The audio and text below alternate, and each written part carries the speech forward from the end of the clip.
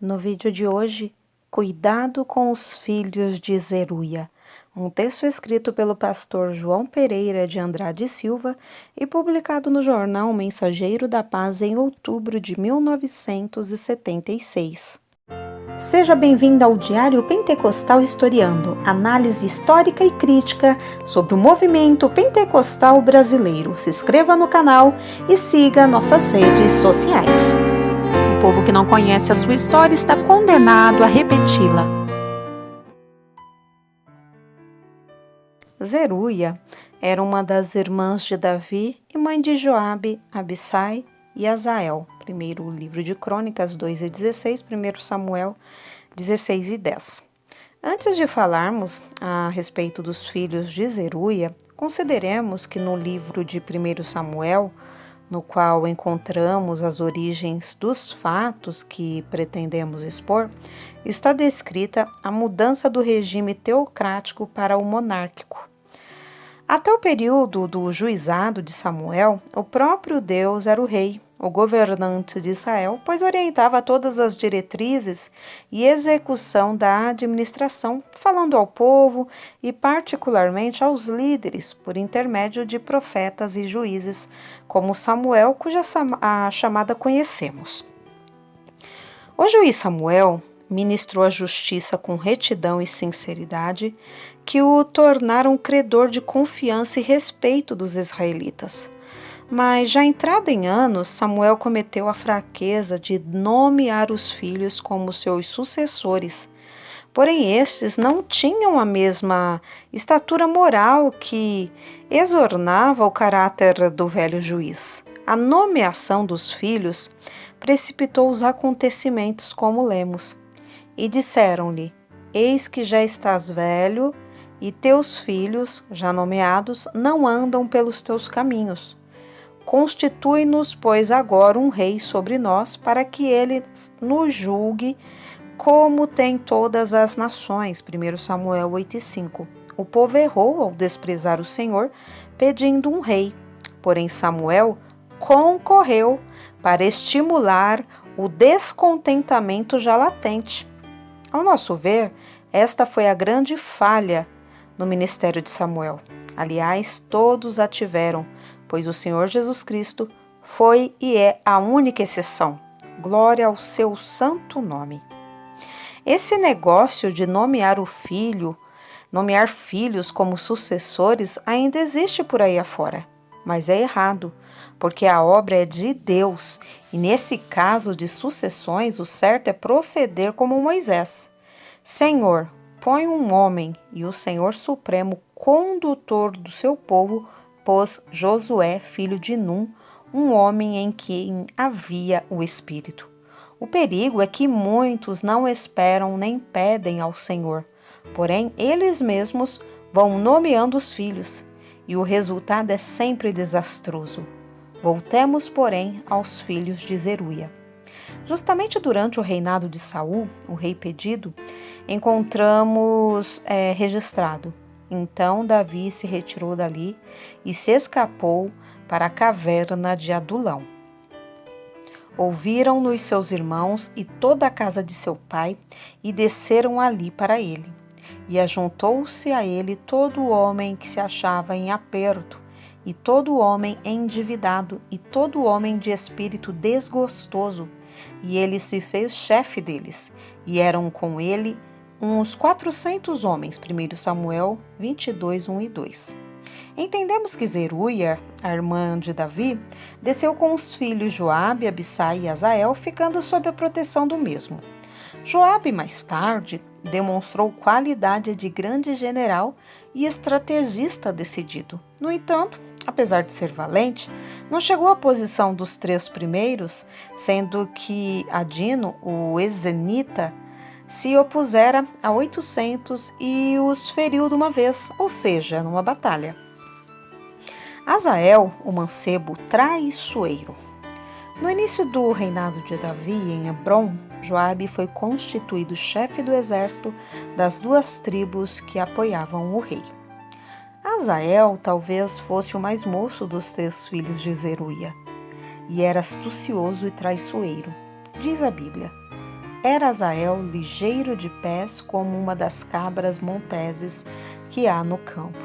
E Azael seguiu após Abner e não declinou de atrás de Abner. Este Abner era o general comandante em chefe do exército das 10 tribos que ainda não estavam sob o governo de Davi. Azael não tinha coragem para enfrentar o general numa luta leal a descoberto, preferindo por isso uma oportunidade propícia para aplicar o golpe certeiro e mortífero. Como muitos em nossos tempos, ou melhor dizendo, em todos os tempos, preferem agir na sombra, enrodilhados como as serpentes. E Abner, olhando para trás, disse: És tu, Azael? E disse ele: Eu sou. Então lhe disse Abner: Desvia-te para a direita ou para a esquerda e lança mão de um dos mancebos e toma os seus despojos. Porém não quis desviar-se de trás dele, segundo Samuel 2, do 18 ao 22. Homem experiente, o general Abner pressentiu o perigo, porque aquela atitude insólita denunciava o propósito do jovem. Não restando a Abner outra alternativa senão aquela, matou o perseguidor, mas de frente. Joabe assassina o general Abner. Após encontrar o cadáver do irmão, Joabe não teve coragem para pedir explicações ao general ou enfrentá-lo frente a frente. Resolveu planejar a vingança de modo covarde, como encontramos no texto sagrado. Tornando, pois, Abner a Hebrom, atendendo ao chamado de Joabe, o filho de Zeruia, o tomou à parte à entrada da porta para lhe falar em segredo, e feriu ali pela quinta costela e morreu por causa do sangue de Azael, seu irmão, de Joabe. Assassino vingativo e covarde, tomou à parte para um suposto diálogo e por isso Abner não se preveniu. E o resultado foi a espada na quinta costela. Muitos convidam para um encontro, um diálogo, mas levam a espada afiada para ferir a quinta costela do outro. Alguns justificam ou procuram justificar a atitude de Joabe alegando razão de estado.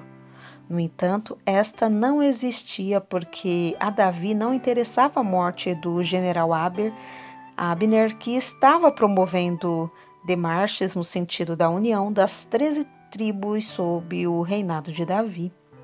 Em alguns casos, como foi aquele da numeração do povo, Joabe demonstrou interesse espiritual. Todavia, foi episódio esporádico durante sua vida.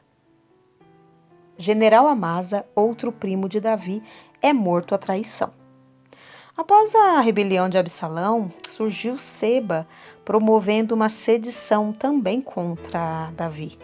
Para debelar a nova situação, Davi convidou Amasa, que também era seu primo, para comandar parte do exército, conforme o que encontramos.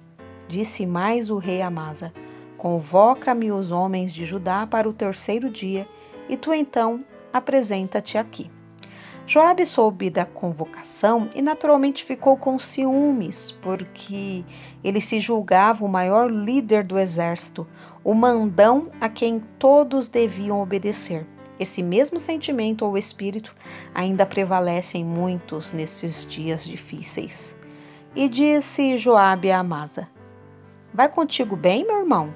E Joabe, com a mão direita, pegou da barba de Amasa para o beijar, e Amasa não se resguardou da espada que estava na mão de Joabe, de sorte que este o feriu com ela na quinta costela e lhe derramou por terra as entranhas, e não o feriu segunda vez e morreu.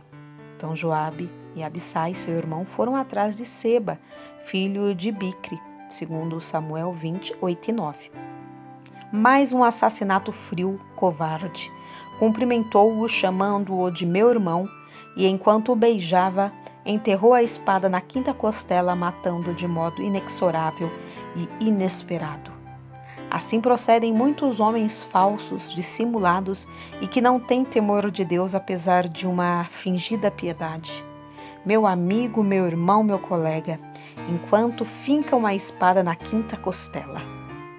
No entanto, os que procedem dessa maneira terão de acertar contas com o Senhor. Caso contrário, hão de pagar o preço. É questão de tempo. São Paulo diz: porque tudo o que dantes foi escrito, para nosso ensino foi escrito. Portanto, cuidado com filhos de Zeruia.